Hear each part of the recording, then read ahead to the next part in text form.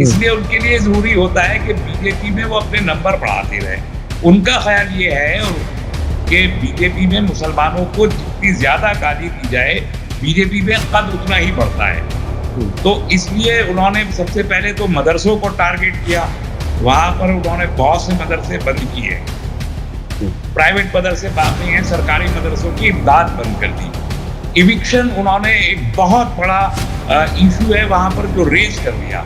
जो एनआरसी का इश्यू था, एक लंबे अरसे तक वहाँ के मुसलमान एनआरसी के इश्यू के साथ वो नफरत आज़मा रहे। वो जब सरकार को सूट नहीं किया पूरा का और यूनिफ़ॉर्म सिविल कोड और पॉलीगैमी को बैन कर दूँगा।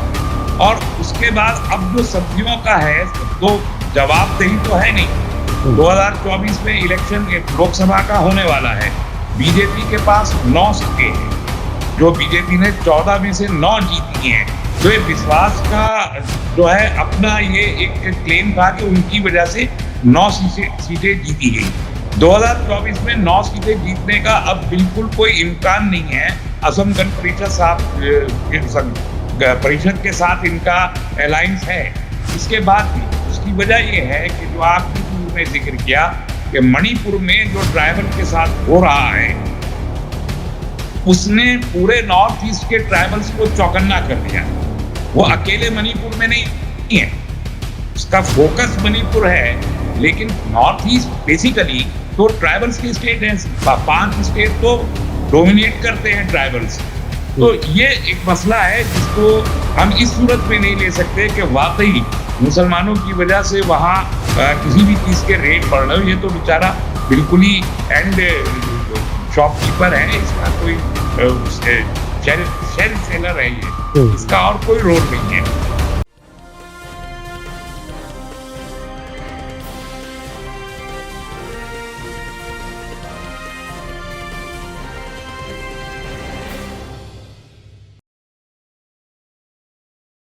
हेलो, नमस्कार, आदाब, सत श्री अकाल और अस्सलाम वालेकुम। मैं हूँ मोहम्मद अहमद काज़मी लेकर आया हूँ आपका पसंदीदा कार्यक्रम आपके रूबरू। इस कार्यक्रम में हम आपको कुछ जानकार लोगों से मिलवाते हैं और कुछ ताज़ा खबरों के बारे में चर्चा करते हैं ताकि ये महसूस हो सके कि मुल्क किस तरफ जा रहा है। जो सियासत में लोग हैं, जो हुकूमत में लोग हैं, वो आखिर मुल्क को किस तरफ ले जाना चाह रहे हैं। अभी जो एक ख़ास खबर है जिस पर मैं बात करना चाहता हूँ वो असम के चीफ मिनिस्टर हेमंत बिस्वा शर्मा वो उन्होंने एक बयान दिया है कि ये जो मुसलमान सब्जी बेचने वाले हैं उनको मैं अपने स्टेट से खदेड़ूंगा। ये मंडी पर कब्जा करते हैं और महंगी कर देते हैं सारी चीजें। यानी वो एक इसको भी एक इस महंगाई को मुसलमानों पर डालने की कोशिश कर रहे हैं। इसके अलावा भी वो अब से पहले कई ऐसे कंट्रोवर्शियल बयानात दे चुके हैं जिसमें ऐसा लगता है कि बीजेपी में होड़ है कि जो भी मुसलमानों से नफरत की बात ज्यादा से ज्यादा करे वो उतनी ही तरक्की हासिल करे या मोदी जी के दिल्ली दरबार की खुशनुदी हासिल करने के लिए ये कुछ किया जाता है। इस पर हम बात करेंगे। इसके अलावा जो उस पूरे इलाके में मणिपुर के जो हालात हैं, 2 महीने से ज़्यादा हो गए वहाँ मुसलसल क्रिश्चियंस के खिलाफ वायलेंस जारी है। कई सौ चर्चेज़ को आग लगा दी गई है, हमले किए जा चुके हैं। वहाँ क्यों कुछ नहीं रुक रहा वो कुछ जो रुक जाना चाहिए था। आम तौर पर कोई झगड़ा, फसाद, हंगामा अगर सरकार चाहे, ये कहा जाता है कि ज़्यादा से ज़्यादा 3 दिन लगते हैं, हालाँकि कुछ घंटों में भी कंट्रोल हो सकती है। 2 महीने से ज़्यादा जारी रहने की वो क्या वजह है, उस पर भी हम बात करेंगे। तस्लीम रहमानी साहब मुस्लिम पॉलिटिकल काउंसिल ऑफ इंडिया के प्रेज़िडेंट हैं और एक लंबे अरसे से मुल्क की और बैनुल-अक़वामी खबरों पर ख़ास नज़र रखते हैं और बहुत ही बेबाक अंदाज़ में अपना तज्ज़िया बताते हैं, बोलते हैं। तस्लीम रहमानी साहब, वेलकम है आपका मीडिया स्टार वर्ल्ड को आपने वक़्त दिया। आप ये बताइए कि आसाम जहाँ एक ज़माने में बीजेपी अपनी सरकार बनाने के बारे में सोच भी नहीं सकती थी, अब वहाँ उसकी हुकूमत का सिलसिला जारी है और न सिर्फ हुकूमत का सिलसिला जारी है बल्कि वहाँ जो उनके चीफ मिनिस्टर हैं, वो ऐसे एक तरह से ज़हरीले बयानात के लिए मशहूर हो चुके हैं कि आखिर वहाँ क्या कुछ है? बीजेपी का टारगेट उस इलाके में क्या है, जो ये पोलराइज़ेशन की बातें मुसलसल हो रही हैं? आप हेमंत बिस्वा शर्मा के ताज़ा बयान को कैसे देख रहे हैं? आदाब। देखिए, जहाँ तक ताज़ा बयान का ताल्लुक है, तो ये तो बहुत वाज़ेह है कि गोल पोस्ट शिफ्ट करने की कोशिश है। महँगाई तो पूरे मुल्क में सब्जियों के ऊपर हो रही है। टमाटर ₹150 किलो से ऊपर चला गया है। दालों के रेट बढ़ गए हैं, मसालों के रेट बढ़ गए हैं, सारे मुल्क में बढ़े हैं। और ट्रांसपोर्टेशन असम में बड़ा मुश्किल काम है। यहाँ से जो सब्जियाँ जा रही हैं या जो भी सामान जा रहा है, बाढ़ के ज़माने में ट्रांसपोर्टेशन बहुत मुश्किल हो जाता है। तो ये बंगाल से कोकड़ाझाड़ में दाखिल होना और फिर कामरूप ज़िले में आना और फिर गुवाहाटी पहुँचना बहुत मुश्किल होता है, तो रेट बढ़ना तो बड़ा नेचुरल है। लेकिन असम और मुसलमान ये अपने आप में एक मुस्तकिल मौज़ू है। और उस मौज़ू में अगर आप देखें तो असम में माइनॉरिटीज़ कई तरह की हैं। एक तो रिलीजियस माइनॉरिटी है ही, एक हुँ, लिंग्विस्टिक माइनॉरिटी भी है वहाँ। उसके अलावा ट्राइबल्स की एक बहुत बड़ी तादाद है जो असम के मुख्तलिफ लोअर असम से अपर असम तक रहती है। इसकी वजह से पॉलिटिक्स वहाँ बड़ी ट्रिकी हो जाती है। एक बहुत बड़ा इश्यू है वहाँ एथनिसिटी का, कि वहाँ की जो असमी जिसे कहते हैं असमीज़ अस्मिता, हुँ, असमीज़ नेशनलिज़्म, हुँ, ये भी एक बड़ा सेंसिटिव और बड़ा टिकलिश इश्यू है असम के अंदर, जिसका ज़िक्र यहाँ हमारे मैदानी इलाकों में बहुत कम किया जाता है। अब हेमंत बिस्वास शर्मा जो पेशे से डॉक्टर हैं, एक लंबे अरसे कांग्रेस की ज़माने में वो हेल्थ मिनिस्टर रहे हैं वहाँ। और गोगोई के होते हुए, तरुण गोगोई के होते हुए उन्हें वहाँ चीफ मिनिस्टर बनने का कोई मौका नहीं था। तो बीजेपी से उन्होंने साज़बाज़ करके चीफ मिनिस्टरशिप हासिल कर ली। लेकिन वहाँ जो बीजेपी के वो जो बुरा वक़्त था, जिसका आपने ज़िक्र किया कि एक ज़माने में तसव्वुर भी नहीं किया जा सकता था, तो सब्रवाल सोनेवाल हुँ, उस ज़माने में वहाँ बीजेपी का लीडर था। उसने बीजेपी को वहाँ कर पर खड़ा किया। आपको याद होगा एक ज़माने में लेट 80s में एक आया था आईएमडीटी एक्ट, हुँ, illegal immigration migration determination tribunal, हुँ, आईएमडीटी एक्ट। हाँ, तो उसको चैलेंज किया था सुब्रवाल अ, स स इसने सोनेवाल ने। हुँ, और उसके नतीजे में उसको फिर राज्यसभा में लाई थी और पिछली बीजेपी की सरकार और मिनिस्टर भी बनाया था। वो केस उसने जीत लिया था इसलिए कि कांग्रेस ने वो केस में ये कह दिया था कि हमारा तो पोल प्रॉमिस था, मैनिफेस्टो था, इसलिए हमने ऐसा किया। तो उसको सुप्रीम कोर्ट ने टर्न डाउन कर दिया। हालाँकि वो असमीज़ मुसलमानों के लिए बहुत इम्पोर्टेंट एक्ट था। तो इसके नतीजे में सोनेवाल का कद वहाँ बहुत बड़ा था। लेकिन हेमंत बिस्वा शर्मा ने जब बीजेपी की तरफ पाला बदलने की कोशिश की तो उसकी चोट उनको पहुँची सोनेवाल को। सोनेवाल असमीज़ हैं हुँ, और ये बंगाली हैं। तो जो असमीज़ संहिता है, उसके मुताबिक बंगाली हिंदू को भी वहाँ कोई बहुत ज़्यादा अच्छी नज़र से नहीं देखा जाता। तो ये हुँ, तलवार चीफ मिनिस्टर के ऊपर हर वक़्त लटकी रहती है कि जाने किस वक़्त जो है वो असमीज़ नेशनलिज़्म के हावी हो जाए और उनको सामने से हटा दिया जाए। हुँ, इसलिए उनके लिए ज़रूरी होता है कि बीजेपी में वो अपने नंबर बढ़ाते रहें। उनका ख़्याल ये है और कि बीजेपी में मुसलमानों को जितनी ज़्यादा गाली दी जाए, बीजेपी में कद उतना ही बढ़ता है। हुँ, तो इसलिए उन्होंने सबसे पहले तो मदरसों को टारगेट किया। वहाँ पर उन्होंने बहुत से मदरसे बंद किए हैं। हुँ, प्राइवेट मदरसे बाकी हैं, सरकारी मदरसों की इमदाद बंद कर दी। इविक्शन उन्होंने एक बहुत बड़ा इश्यू है वहाँ पर जो रेज़ कर दिया। जो हुँ, एनआरसी का इश्यू था, एक लंबे अरसे तक वहाँ के मुसलमान एनआरसी के इश्यू के साथ वो नब्रो-दाज़मा रहे। वो जब सरकार को सूट नहीं किया, पूरा का पूरा रिपोर्ट जब आई, तो मालूम हुआ कि 40 लाख में से 28 लाख जो एनआरसी में बंगाली हिंदू हैं।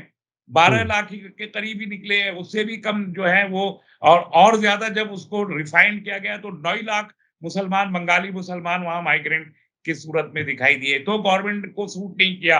उन्होंने कहा नहीं साहब ये सीएए जो आया था, सिटीज़नशिप अमेंडमेंट एक्ट, ये उसी एनआरसी के चक्कर में आया था, वो बाकी मुल्क का इश्यू ही नहीं था, वो असम और बंगाल का ही इश्यू था।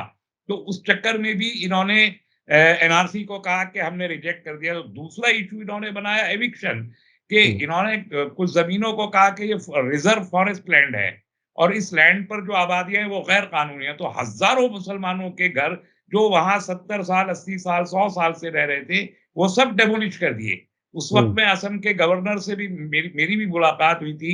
जगदीश मुखी साहब से मेरे बड़े पुराने ताल्लुकात थे। मैं गया था तो मैंने कहा, भाई ये क्या कर रहे हैं आप बगैर किसी अल्टरनेटिव प्लेस के? तो उन्होंने कहा, नहीं हम लिस्टिंग करवा रहे हैं और इनको हम अल्टरनेटिव प्लेस देंगे। तो कोई 4 साढ़े 4 हज़ार लोगों को उन्होंने अल्टरनेटिव मकानात दिए। हुँ, लंबी गुफ्तगू थी वो उनके साथ हुई थी। वो हुआ। एविक्शन के बाद इन्होंने यूनिफॉर्म सिविल कोड का इश्यू उठाया। इन्होंने कहा कि मैं असम में पॉलीगैमी को बैन कर दूँगा। अभी कर नहीं पाए हैं। अब कह रहे हैं कि यूसीसी आ जाए तो सबसे पहले मैं लागू करूँगा और यूनिफॉर्म सिविल कोड और पॉलीगैमी को बैन कर दूँगा। और उसके बाद अब जो सब्जियों का है, सब तो जवाबदेही तो है नहीं। हुँ, 2024 में इलेक्शन लोकसभा का होने वाला है। बीजेपी के पास 9 सीटें हैं। जो बीजेपी ने 14 में से 9 जीती हैं।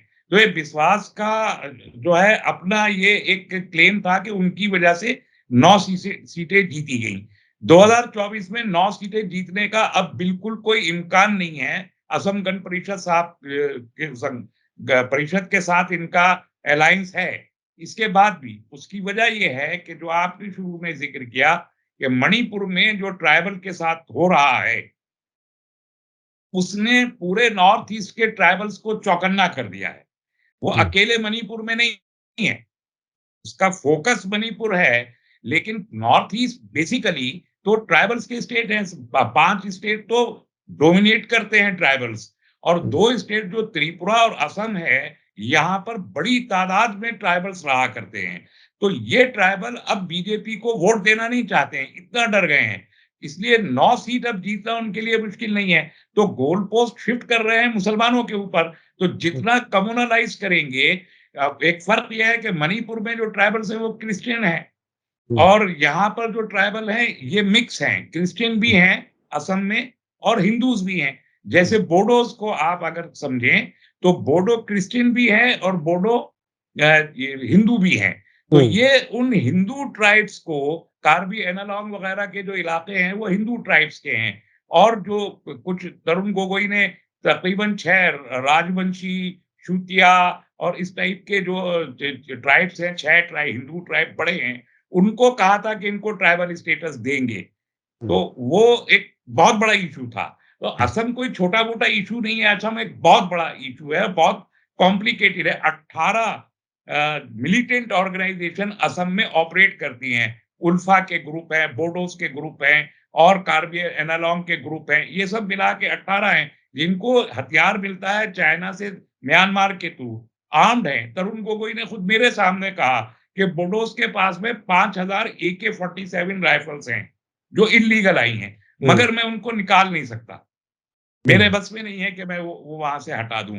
तो और इन्हीं ट्राइबल्स को लेके बीजेपी जो करती रही है, पिछले 60 साल में से बीजेपी वहाँ काम कर रही है। हुँ, आप देखिए 1998 में एलके एडवाणी जब होम मिनिस्टर थे, बीजेपी की गवर्नमेंट थी, तो उन्होंने वहाँ पर बोडो ऑटोनोमस काउंसिल बनाई।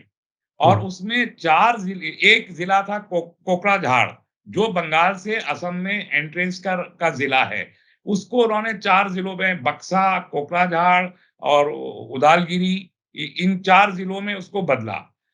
उसके बाद 2003 में उस बोडो ऑटोनोमस काउंसिल का स्कोप और बड़ा किया और उसे बोडो टेरिटोरियल काउंसिल बना के पूरा गवर्नमेंट का इख्तियार, और 40 असेंबली सीटें, 46 असेंबली सीट बनाई, जिसमें 40 इलेक्टेड है और 6 नॉमिनेटेड है, और उसने बोडोस को 75% रिजर्वेशन दिया। यानी हुँ, 40 इलेक्टेड सीटों में से 30 इलेक्टेड सीटें हैं फॉर बोडोस हुँ, पर्टिकुलरली, और हुँ, गवर्नमेंट के जितने इख्तियारात हैं वो सब दे दिए। और अब 2020 में इन्हीं विश्वास शर्मा ने वो जो 4 जिले थे उसमें जो पड़ोस के ग्वालपाड़ा वगैरह के इलाके के गोसाईगांव वगैरह के जो जिले हैं, उनको भी बोडो टेरिटोरियल काउंसिल में दे रहे हैं। हुँ, और उसको अब बोडो टेरिटोरियल रीजनल काउंसिल बना दिया है, और बहुत जल्दी उसको स्टेट भी देंगे। तो बीजेपी जब पावर में होती है, तो और इसीलिए आप देखिए 2012 में कितना बड़ा एविक्शन बोडो के इलाके से हुआ था। ये सारे मुसलमान थे, 5 लाख मुसलमानों को हिजरत करनी पड़ी थी, रमज़ान की पहली तारीख थी, पहला रोज़ा था जब हिजरत की थी। वो और उनके तमाम मकानों को जला दिया था। रीज़न क्या था? रीज़न ये था कि जिन बोडोज़ को 27% रिज़र्वेशन 75% रिज़र्वेशन दिया था, उनकी आबादी 27% थी और मुसलमानों की आबादी भी 27% थी और बाकी की अपर कास्ट के ब्राह्मण्स की और दूसरे ट्राइबल्स की आबादी थी। तो अब उसमें 27% पॉपुलेशन वाले को आप 75% रिज़र्वेशन दे रहे हैं। अभी भी आप काउंसिल में उठा के देखिए, कोई मुसलमान नहीं है। जबकि वहाँ पर जो तकरीबन 21 लाख की पॉपुलेशन है, उसमें 8 से 10 लाख मुस्लिम पॉपुलेशन है और इतनी ही तकरीबन बोडोज़ को भी है। तो बोडोज़ को आपने 75% 30 सीटें दे दी 40 में से और मुसलमानों को कुछ भी नहीं दिया। तो ये हो गया एक डेमोग्राफिक चेंज लाने की एक ज़बरदस्त कोशिश बीजेपी की हुकूमत वहाँ करती रही है और अब वो कोशिश डेमोग्राफी से आगे बढ़ के कल्चरल एंड इकोनॉमिक बायकॉट तक वो गई है। इकोनॉमिकली मुसलमान वहाँ देखिए 34% कश्मीर के बाद असम में लार्जेस्ट मुस्लिम पॉपुलेशन है। 1.25 करोड़ मुसलमान रहते हैं असम में। अभी इस वक़्त 3.5 करोड़ की पॉपुलेशन है तकरीबन असम की। उसमें से 1.25 करोड़ है, 35% के करीब मुसलमान हैं, जिन पर ये इल्ज़ाम है कि बंगाल से आए हुए हैं, बंगाली हैं। वो बोलते भी हैं बंगाली स्पीकिंग लोग हैं। तो इन 1.25 करोड़ मुसलमानों को 126 सीटों में से 35 सीटें अकेले अपने दम पे मुसलमान जीत सकते हैं और 52 सीटों पे मुसलमानों का 20% एंड अबव वोट है। देखिए मैं तो सिर्फ स्टैटिस्टिक्स ही जी, पढ़ता हूँ, जी, तो जी। वहाँ 52 से मतलब मुसलमान कभी भी वहाँ अपने दम पर सरकार बना सकते हैं। ये हुँ, तो बदरुद्दीन अजमल साहब तो पॉलिटिशियन नहीं है, वो तो बिज़नेसमैन है। तो वो बिज़नेस को वाला आदमी उस तरह पॉलिटिक्स नहीं कर सकता, वरना एआईयूडीएफ अगर ठीक से ईमानदारी से सियासत करे तो सरकार में आ सकते हैं, इतनी बड़ी पॉपुलेशन है। हुँ, इसी के नतीजे में उन्होंने डिलिमिटेशन किया अभी हाल ही में, हुँ, जो उस वक़्त 2002 के डिलिमिटेशन एक्ट में वो कवर्ड नहीं था, तो इन्होंने अमेंडमेंट लाके डिलिमिटेशन कराया तो सारी मुस्लिम सीटें तोड़ दी हैं। वो मामला भी अब सुप्रीम कोर्ट में आ गया कि मुस्लिम डेमोग्राफी को डिवाइड करेंगे। जे खत्म तो कर नहीं सकते, डिवाइड कर रहे हैं। तो इकनो अब कल्चरली मदरसों को खत्म करना, यूसीसी लाना और फिर इकोनॉमिकली मुसलमानों के ऊपर ये गोल पोस्ट शिफ्ट करना और उनको बदनाम करना कि पोलराइजेशन हो। जैसे अगर आपको याद हो, कोरोना के ज़माने में तबलीगी जमात को लेकर एक प्रोपेगेंडा किया गया था। हुँ, मैं जानता हूँ, मैं असम घूमा हूँ, तमाम ज़िले असम के मैंने घूमे हैं। वहाँ पर मुसलमान इतना गरीब है कि वो सब्ज़ी अगर बेच रहा है, तो वो भी स्लम्स में बेच रहा है। वो हुँ, आढ़ती नहीं है, हुँ, वो सिर्फ़ एक हाँ, ठेले पे रख के बेचने वाला दुकानदार है, दुकानदार भी नहीं है। हुँ, सब्ज़ी फरोश जो जो ये होते हैं आप इधर-उधर घूमते-फिरते बेचते हैं, उस टाइप के हाँ, लोग हैं। वो हाँ, ऐसी ही मछली भी बेचते हैं वो वहाँ पर। तो हुँ, सड़क के किनारे पे रख कर बोरिया बिछा के जो थड़ा जिसे हम लोग दिल्ली में बोलते हैं, हाँ, थड़ी लगा के बेचने वाले। तो आढ़ती तो मारवाड़ी है, हुँ, हुँ, हुँ, एक्चुअली मारवाड़ी है और जो असमीज़ है वही हैं। तो कीमत बढ़ाने के रीज़न्स मुख्तलिफ हैं। अब सब्ज़ी चूँकि जो सेलर है वो दुकानदार मुसलमान है। जो हुँ, कहीं और से सब्ज़ी जितने की मिलेगी, उतने की बेचेगा। हुँ, तो हुँ, पीछे से रेट बढ़ के आ रहा है, तो आगे भी रेट बढ़ा के भी बढ़ ही हुँ, जाएगा। तो वो एड्रेस नहीं करना चाहता। दूसरी चीज़ ये जॉब्स का कितने जॉब दे सकते हैं आप? हुँ, मुसलमान भी एजुकेशन में असम में बहुत आगे बढ़ा है। ये एक हुँ, बहुत बड़ा मसला पैदा हुआ है और सर्विसेज़ में आ रहा है, मुसलमान भी बराबर कम्पीट कर रहा है। अब 35% पॉपुलेशन है, यूनिवर्सिटीज़ बना रहे हैं मुसलमान वहाँ पर। हुँ, बड़े-बड़े कॉलेजेस बना लिए हैं उन्होंने अपने और बहुत मतलब हर वकालत के पेशे में तो मुसलमान ही भरा पड़ा है वहाँ, बहुत सारे वकील पाए जाते हैं। बार काउंसिल के चेयरमैन ही वहाँ पर हाफ़िज़ रशीदुद्दीन चौधरी एक ज़माने में हुआ करते थे।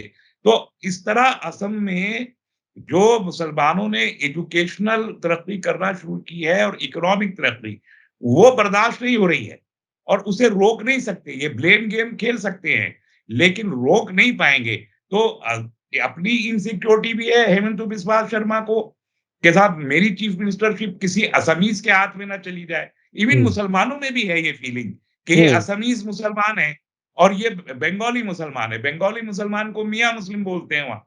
वो जो मियाँ का लफ्ज़ इस्तेमाल किया है, वो वो बंगाली एक्चुअली मुस्लिम। डिनोट करता है लोकली मियाँ मुस्लिम बोलते हैं बंगाली मुसलमान को। तो हुँ, उसने बंगाली मुसलमान को हिट किया है, असमीज़ मुसलमान को हिट नहीं किया। हुँ, असमीज़ मुसलमान जो बहुत थोड़ी तादाद में है, वो तिनसुकिया वगैरह के अपर असम के इलाकों में रहता है। हुँ, लोअर असम के इलाके जो ये ग्वालपाड़ा का इलाका है, धुबरी का इलाका है, बारपेटा का इलाका है और गुवाहाटी वगैरह, दिसपुर वगैरह के इलाकों में और खुद कोकराझाड़ में जो मुसलमान हैं, ये बंगाली मुस्लिम हैं, सिलचर है, हैलाकांडी है, इन सब में मुसलमान रहते हैं, ये बंगाली हैं। तो इसने मियाँ कह के बंगाली मुस्लिम को टारगेट किया है, ताकि बंगाली हिंदू और बंगाली मुसलमान लड़ें और वो अपना आराम से बैठा रहे। और 9 सीटें जो जीत चुका है, उसको जीतने की जुगत लगाने की कोशिश है, जो अब 3 सीटें जीतना भी असम में बीजेपी के लिए मुश्किल होगा, हुँ, मौजूदा हालात में।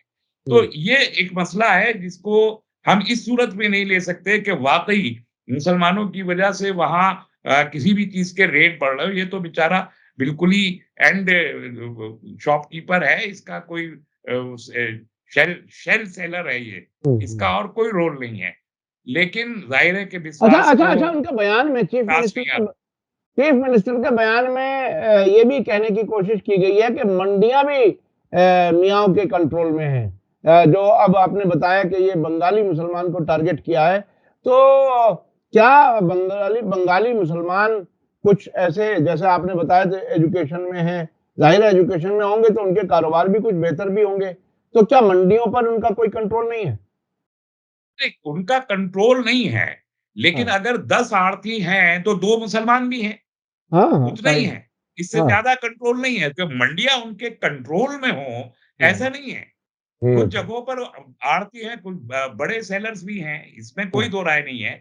लेकिन सारे वही हैं, वो अगर 35% की पॉपुलेशन है, तो मंडी में उनका 35% का रिप्रेजेंटेशन भी नहीं है आढ़तियों में, हुँ, उतना भी हुँ। नहीं है, जी, जी। 10-12% होंगे। हुँ। अच्छा, आम तौर अच्छा, पर अच्छा बहुत ही करीब अच्छा मुसलमान हैं। हाँ, अच्छा मणिपुर में बीजेपी ये जो फसादात हो रहे हैं, जो क्रिश्चियंस को खास तौर पर टारगेट किया जा रहा है, 300 से ज़्यादा चर्चेज़ के जलाए जाने की खबर आ चुकी, उसका असर आप बता रहे हैं कि असम और दूसरे स्टेट्स में भी होगा। ये क्या कुछ है? देखिए, कोई भी पार्टी बीजेपी हो या कोई भी, वो अपनी हुकूमत बाकी रखना चाहती है जहाँ पे उसकी हुकूमत है। जहाँ हुकूमत नहीं होती, वहाँ हुकूमत में आना चाहती है। वो बहुत ही नेचुरल चीज़ है, हर पार्टी करती है।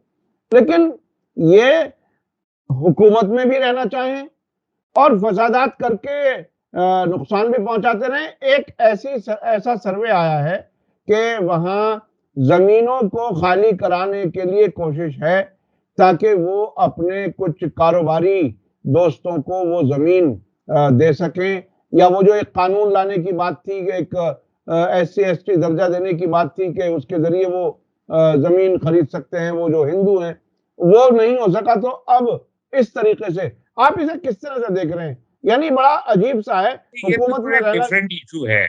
जो ये हाँ, लोग बोल रहे हैं वैसा नहीं है। अभी यूरोपियन यूनियन ने कल ही रेज़ोल्यूशन पास किया है और अगर यूरोपियन यूनियन की पार्लियामेंट रेज़ोल्यूशन पास कर रही है, तो मसले की संगीनी किस हद तक है, इसे समझा जा सकता है और बहुत सख्त रेज़ोल्यूशन है, जो कल यूरोपियन यूनियन ने पास किया। उन्होंने ये कोट किया है कि 250 से ज़्यादा चर्च जो है आपने जलाए हैं और आप हुँ, माइनॉरिटीज़ के तहफ़्फ़ुज़ देने का तयक़्क़ुन दें और अगर ऐसा नहीं करते तो यूरोपियन यूनियन आपके साथ ट्रेडिंग में और बिज़नेस करने में हम आपके ह्यूमन राइट्स वायलेशन को कंसीडर करके ट्रेडिंग करेंगे। ये हुँ, अल्फाज हैं कल के रेज़ोल्यूशन के जो यूरोपियन यूनियन के तरफ से आया है उनके पार्लियामेंट से और ये हुँ, बहुत सख्त है कि हुँ, आप इनडायरेक्टली भारत को धमकी दे रहे हैं कि अगर आपके यहाँ माइनॉरिटीज़ सेफ नहीं हुई और उनके ह्यूमन राइट्स सेफ नहीं हुए, तो हम आपके साथ कारोबार करना बंद कर सकते हैं या हुँ, सैंक्शन लगा सकते हैं। तो ये तो हुँ, बहुत बड़ी बात है, बड़ी सख्त हुँ, बात है। जिस पर इंडिया ने बहुत रिएक्शन भी दिया है और कहा कि हमारा इंटरनल इश्यू है, लेकिन इंटरनल इश्यू कहाँ रह जाता है? हुँ, देखिए, जो ट्राइबल्स हैं मणिपुर के और नागालैंड के भी, ये जो हम यूसीसी की बहस में बार-बार कह रहे थे कि भई आपने शेड्यूल 6 है, जिसमें हुँ, हमने हर किस्म के ट्राइबल्स को और जो एथनिक माइनॉरिटीज हैं या एथनिक ग्रुप्स हैं, उनको उनके कल्चर, उनके ट्रेडिशंस और उनकी लैंग्वेज को प्रिजर्व करने का कॉन्स्टिट्यूशनली वादा किया हुआ है, गारंटी दी हुई है। हुँ, और वो आर्टिकल शेड्यूल 6 भी है और आर्टिकल 371 भी है।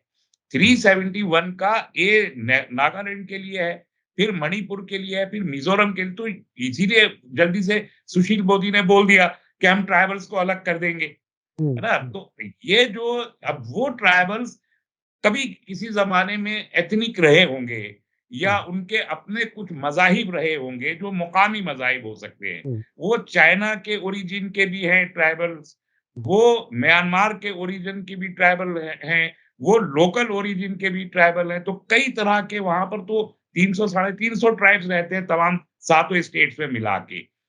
वो जब ब्रिटिश एरा में इन्होंने टेक ओवर किया ब्रिटिशर्स ने, तो हालात तो आज भी अच्छे नहीं है वहाँ, इंफ्रास्ट्रक्चर और कारोबार और इकोनॉमी और कुछ भी नहीं है। नॉर्थ ईस्ट में अब आके कुछ इम्प्रूव हुआ है, जब नॉर्थ ईस्ट की मिनिस्ट्री कांग्रेस ने बनाई थी, तब से कुछ इम्प्रूवमेंट वहाँ शुरू हुआ है, वरना तो कुछ भी नहीं था, सड़क भी नहीं थी चलने की। तो उस वक़्त में 1870 के बाद ब्रिटिश कॉलोनीज़ जब ये बनी है, म्यांमार भी और नॉर्थ ईस्ट भी, तब उन्होंने उनको कन्वर्ट किया है क्रिश्चियन में।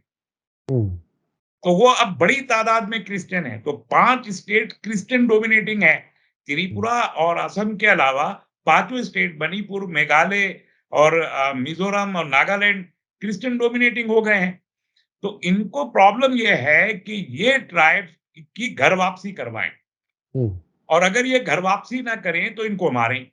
हुँ, ये आरएसएस का एक प्लान है, हुँ, जिस पर वो सन 1960 से काम कर रहा है। अब 60 साल से ज़्यादा हो गया, 65 हुँ, साल हो रहे हैं। उनका हुँ, एक सेल है बाकायदा, जो वहाँ पर ऑपरेट करता है और उनकी घर वापसी करा रहा है।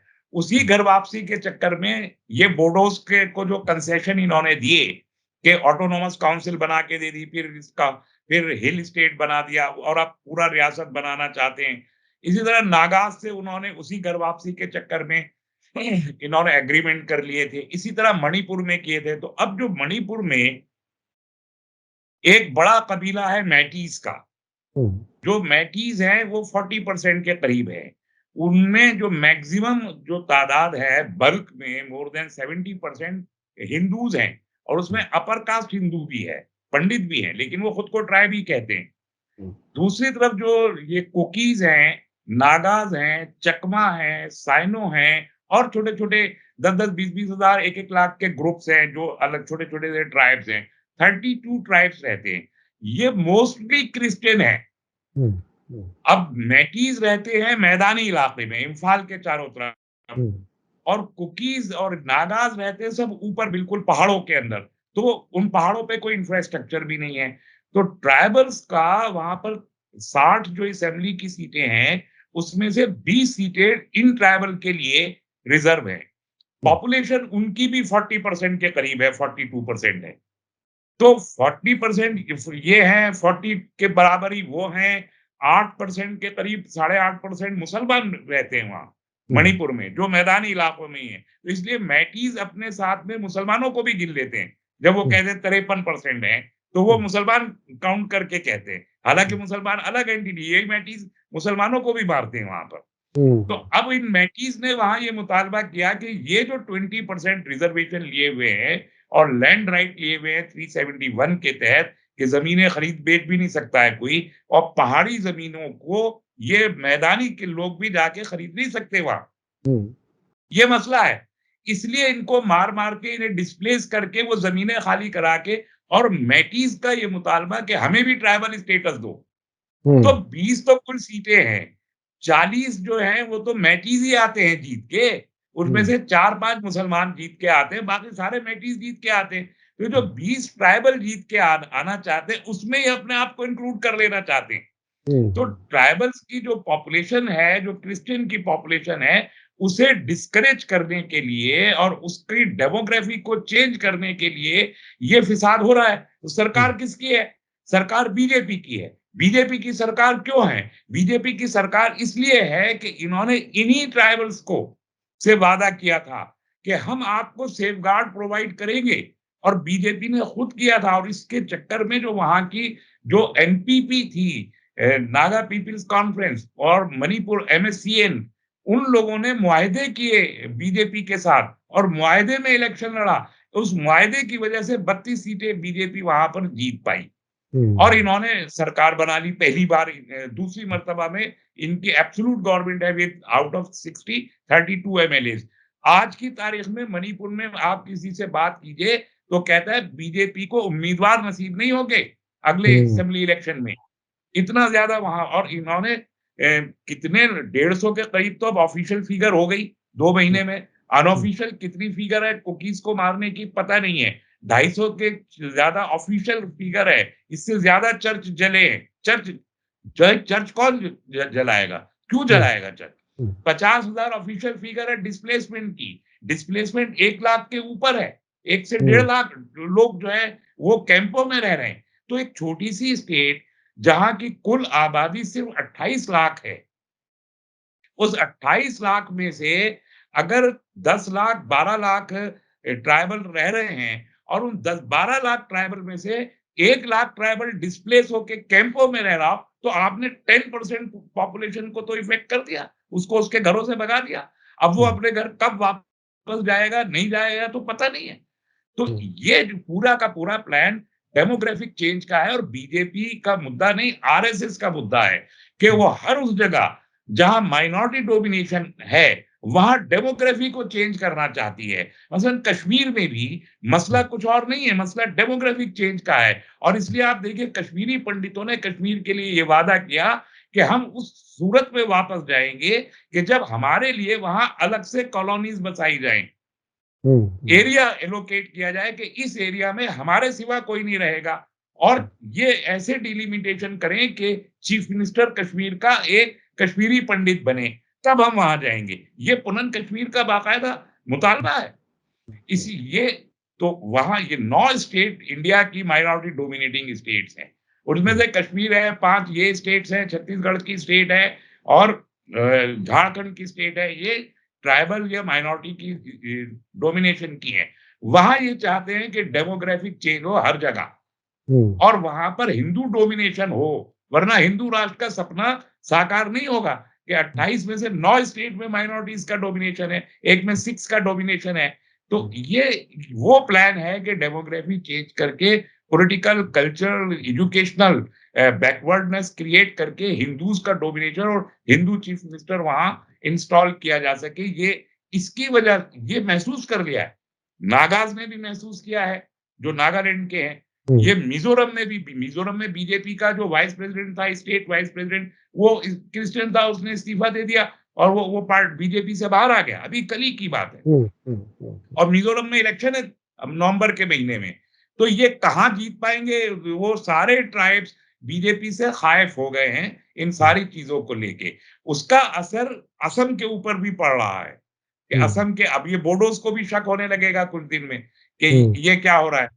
तो ये हार जाएँगे और कांग्रेस जो है उन पे हाथ रख रही है, ये ज़्यादा बोल नहीं रही है। ये अब तो उससे कांग्रेस की तरफ रुझान बढ़ रहा है, वहाँ उन हम्म, लोगों का भी। ये प्रॉब्लम है कि अब इनके पास एक चारा बच जाता है आखिर में कि हम्म, सारा गोल पोस्ट शिफ्ट कर दो मुसलमानों के कंधे पे। तो हम्म, इन्होंने कहा था वो मियाँ मुस्लिमों ने इसको बढ़ा दिया है। वो वैसे भी मज़ाक़-ख़ेज़ बयान देने के लिए मशहूर है हेमंत बिस्वा शर्मा। बहुत ही ज़्यादा रिडिकुलस और मिज़ाहिया किस्म की बातें करते हैं जैसे अब क्या बताएँ जी, जी, जी, लेकिन जी, वो बहुत सीरियस आदमी नहीं है लेकिन shrewd है और मुसलमानों की दुश्मन ज़ाहिर करके अपने इक़्तिदार को बचाना चाहता है। जी, ये बहुत ही अहम है और आपने जिस तरह से 10 राज्यों के बारे में बताया कि ये माइनॉरिटी डोमिनेटेड हैं और उसमें हिंदू राष्ट्र का जो सपना पूरा नहीं होता, उसमें डेमोग्राफिक चेंज देखिए डेमोग्राफिक चेंजेज़ हमने दूसरे मुल्कों में भी देखी हैं, कोशिशें होती हैं। बाकायदा कई मुल्क हमारे सामने हैं, ऐसे इज़राइल अपने आप में वो एक बड़ी मिसाल है। बहरीन है और बहुत सी जगहों पर। तो ये कभी सरकारें इसमें कामयाब हो नहीं सकती, चूँकि पब्लिक को कहीं उठा कर के फेंका नहीं जा सकता। जो तादाद जहाँ है, वो है।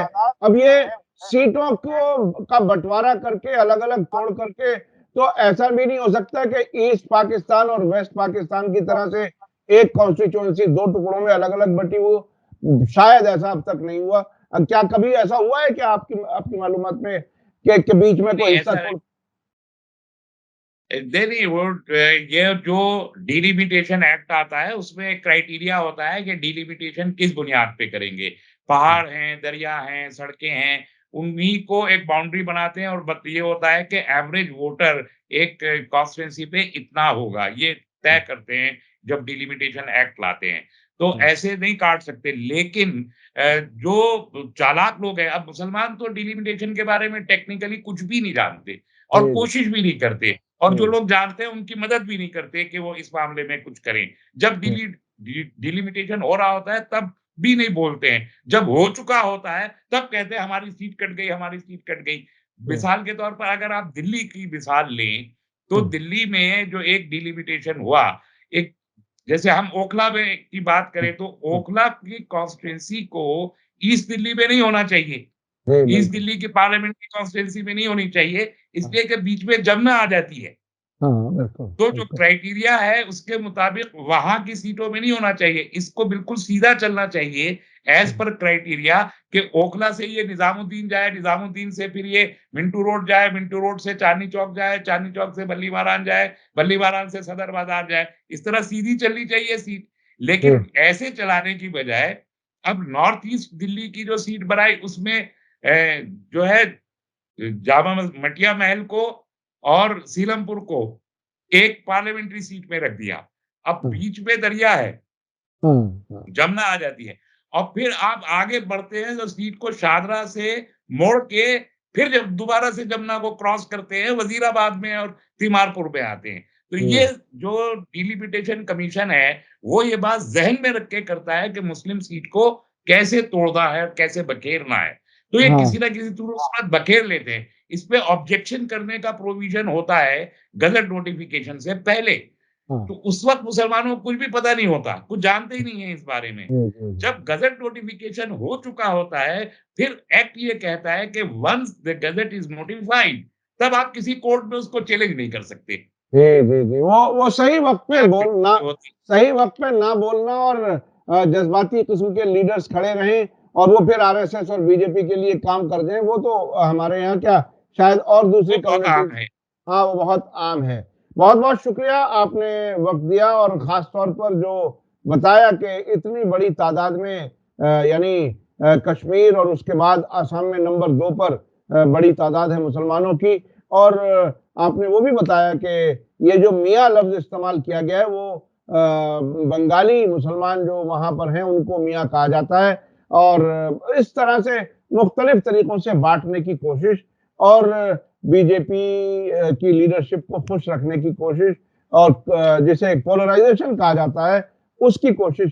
बहरहाल, क्या ये बीजेपी अपनी उस इलाके में अपनी हुकूमत बाकी बर रख सकेगी? मणिपुर के बाद अगर बाकी स्टेट्स में भी उसका असर है और आदिवासियों में वो सेंस ऑफ इनसिक्योरिटी है, तो ऐसा लगता है कि बीजेपी के लिए उस इलाके में भी जो स्टेट्स हैं बाकी, वहाँ भी मुश्किल बढ़ने वाली है। बहुत-बहुत शुक्रिया जनाब डॉक्टर तस्लीम रामानी साहब, आप हमें वक़्त दे देते हैं, उसके लिए बहुत-बहुत शुक्रिया। इसी के साथ मुझे दीजिए इजाज़त। धन्यवाद, शुक्रिया। जय भारत, जय हिंद।